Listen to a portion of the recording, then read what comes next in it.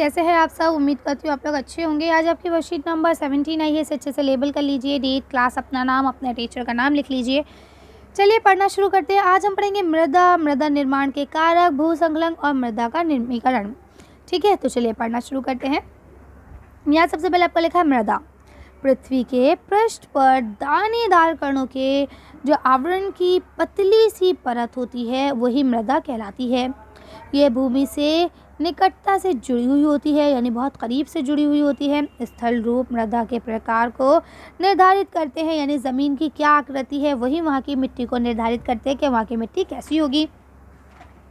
मृदा का निर्माण चट्टानों से प्राप्त खनिजों और जैविक पदार्थ तथा भूमि पर पाए जाने वाले खनिज से होता है।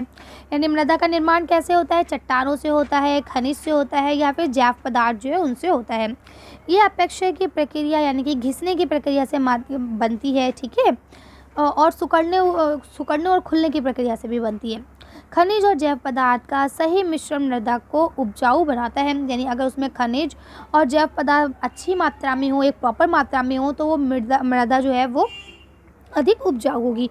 मृदा माने क्या होता है? मिट्टी, है ना। यहाँ लिखा है, क्या आप जानते हैं केवल 1 सेंटीमीटर मृदा को बनाने में सैकड़ों वर्ष लग जाते हैं। ठीक है, मृदा निर्माण के कारक यानी वो कारक जिनके द्वारा मृदा का निर्माण होता है। मृदा के निर्माण के मुख्य कारक इस प्रकार है।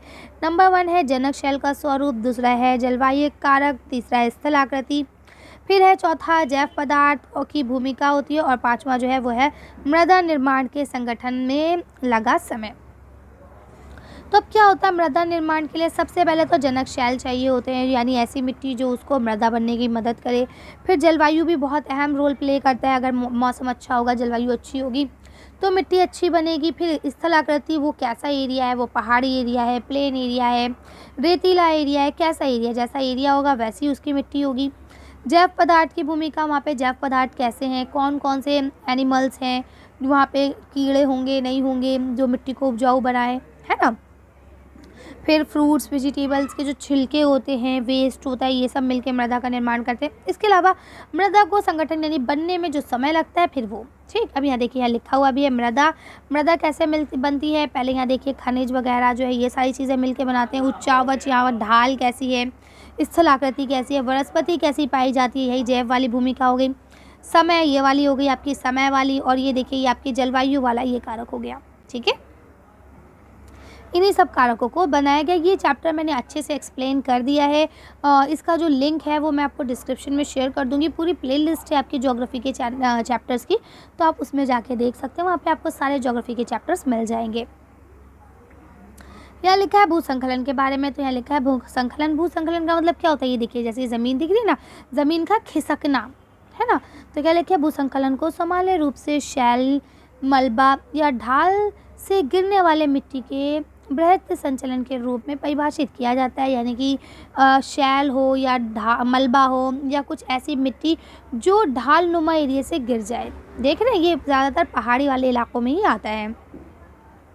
ये प्राय ये कैसे आता है? या तो भूकंप से आता है, या बाढ़ से, या ज्वालामुखी के साथ घटित होता है। यानी बाढ़ आएगी तब ज़मीन खिसकती है, या भूकंप के आने से फटती है, या फिर आपके ज्वालामुखी फटने से।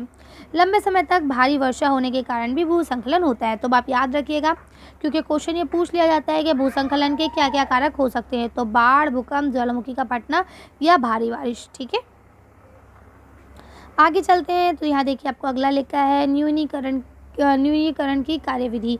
वैज्ञानिक प्रविधियों के विकास से हमें समझने की शक्ति मिली है कि भूसंकलन उत्पन्न होने के कौन कौन से कारक हैं और उनका प्रबंध कैसे करना है। यानी कि वैज्ञानिकी तरीक़ों से हमें पता चला है कि किस तरह से भूसंकलन होता है और उसको हम कैसे रोक सकते हैं।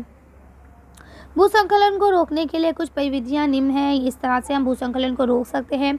सबसे पहले लिखा है भूसंकलन प्रभावित क्षेत्रों का मानचित्र बनाकर इसमें प्रभावित होने वाले स्थानों को इंगित करना चाहिए। इस प्रकार इन क्षेत्रों को आवास बनाने के लिए छोड़ा जा सकता है। यानी कि ऐसी जगह यहाँ पे आवास ना बनाया जाए, यहाँ रहने की जगह ना बनाई जाए, है ना। भाई मान लीजिए ये एक आपका मैप है किसी एरिया का और यहाँ पे भूसंकलन आने वाला है, तो आपको ये जैसे इस जगह पे आएगा या इस जगह पे संभावना ज़्यादा है या इस जगह पे ज़्यादा है, तो इन जगहों को ऐसे ही अंकित कर दिया जाए ताकि लोग यहाँ पे अपना घर ना बनाएं। ठीक है। भूमि को खिसकने से बचाने के लिए तो क्या है, प्रतिधारी दीवारों का निर्माण करें, यानी दीवारें बनाई जाएं। ठीक है, इसके अलावा क्या लिखा है, भूसंखलन को रोकने का सबसे प्रभावी तरीका वनस्पति आवरण में वृद्धि है, यानी कि ज़्यादा से ज़्यादा पेड़ लगाएं, क्योंकि जो पेड़ की जड़ें होती है ना बेटा, वो ज़मीन को बांधे रखने में मदद करती हैं। जहाँ पे पेड़ लगे होंगे वहाँ भूसंखलन कभी नहीं आ सकता, क्योंकि ज़मीन की जो पेड़ की जो जड़ें होती है वो ज़मीन को पकड़े रखती हैं टाइट से। इसीलिए सबसे अच्छा तरीका है दीवार वगैरह बनाने से बढ़िया है कि आप पेड़ लगाएं। फिर यहाँ लिखा है, सतही अपवाह तथा झरना प्रवाह के साथ साथ भूसंकलन की गतिशीलता को नियंत्रित करने के लिए पृष्ठ अपवाह नियंत्रण उपाय कार्यरत किए गए हैं। यानी इन सब चीज़ों को रोकने के लिए कि ऊपरी हिस्सा ना खिसके, या झरना वगैरह जो होता है उनके प्रवाह को रोकने के लिए, उस पर रोक लगाने के लिए काफ़ी सारी चीज़ें बनाई गई हैं। अब हम बात करते हैं मृदा का निमीकरण। तो मृदा का निमीकरण कैसे होता है, तो लिखा है, मृदा अपरदन और शीर्षता मृदा संसाधन के लिए दो मुख्य खतरे हैं। नंबर 1 क्या है, आपका जो मृदा का अपरदन होता है। अपरदन कैसे होता है, ये मृदा है यानी मिट्टी है, हवा के ज़रिए या पानी के ज़रिए इसका ऊपरी जो अच्छी वाली परत है वो उड़ जाती है या बह जाती है ना, जिसके बाद नीचे वाली जो ख़राब परत है वो ऊपर आ जाती है और ये बंजर होने लगती है। ठीक है, इसे कहा जाता है मृदा अपरदन। और दूसरा क्या है, शीट मुद्दा, यानी जिसमें हम मृदा को ज़्यादा यूज़ कर रहे हैं, उस पर अतिचरण कर रहे हैं। ये दो मुख्य कारण हैं। यहाँ लिखा है, मानवीय और प्राकृतिक दोनों ही कारकों से मृदा का निमीकरण हो सकता है। यानी ऐसा नहीं है कि सिर्फ इंसानों द्वारा होता है, कभी कदार प्राकृतिक के द्वारा भी होता है। भाई ज़्यादा बारिश हुई, बारिश तो अल्लाह पाक भगवान करते हैं, अब उन्होंने बारिश कर दी तो मिट्टी के ऊपर लेयर बह गई ना। ठीक है, तो इसका लिखा है, मृदा के निमीकरण में सहायक कारक जो है वो वनोन्मूलन है। तो यानी जो मृदा का निमीकरण करते हैं, यानी मृदा को ख़राब करते हैं, उनके सहायक कारक क्या हैं, तो सबसे पहले है वनोन्मूलन यानी पेड़ों को काटना, अतिचरण यानी जानवरों को अधिक से अधिक ज़्यादा चराया जाना ज़मीन पे, है ना, रासायनिक उर्वरक और कीटनाशकों का प्रयोग करना, वर्षा दोहन, अधिक बारिश का होना, भूसंखलन और बाढ़ का आना। इन सब चीज़ों से मृदा जो है वो ख़राब होती है, यानी मृदा का निमीकरण हो जाता है। तो अब उम्मीद करती हूँ आप लोगों को अच्छे से समझ में आ गई होगी। अभी यहाँ आपको कुछ क्वेश्चन आंसर्स दिए गए हैं, उनको पढ़ लेते हैं। नंबर 1 लिखा है, मृदा का निर्माण कैसे होता है। चलिए इसका आंसर देखते हैं। इसका आंसर आप यहाँ से लिख सकते हैं कि मृदा का निर्माण जो है वो चट्टानों से प्राप्त खनिज और जैव पदार्थों तथा भूमि में पाए जाने वाले खनिजों से होता है। कर लेंगे, चलिए आगे बढ़ते हैं। अगला क्वेश्चन आपको लिखा है, मिट्टी के निर्माण को प्रभावित करने वाले कारक कौन कौन से हैं।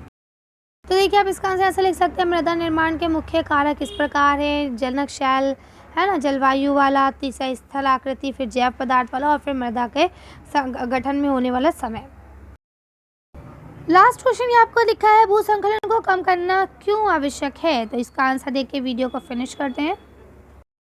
इसका आंसर यहाँ से लिख सकते हैं कि भूसंखलन को कम करना इसलिए आवश्यक है क्योंकि इससे मृदा ख़राब हो जाती है और साथ में काफ़ी नुकसान भी होता है। कर लेंगे, चलिए तो आज की वीडियो को हम ये खत्म करते हैं। आज की वर्कशीट में बस इतने हैं। अगर आपका वीडियो पसंद आई हो तो प्लीज़ इसे लाइक और शेयर करें।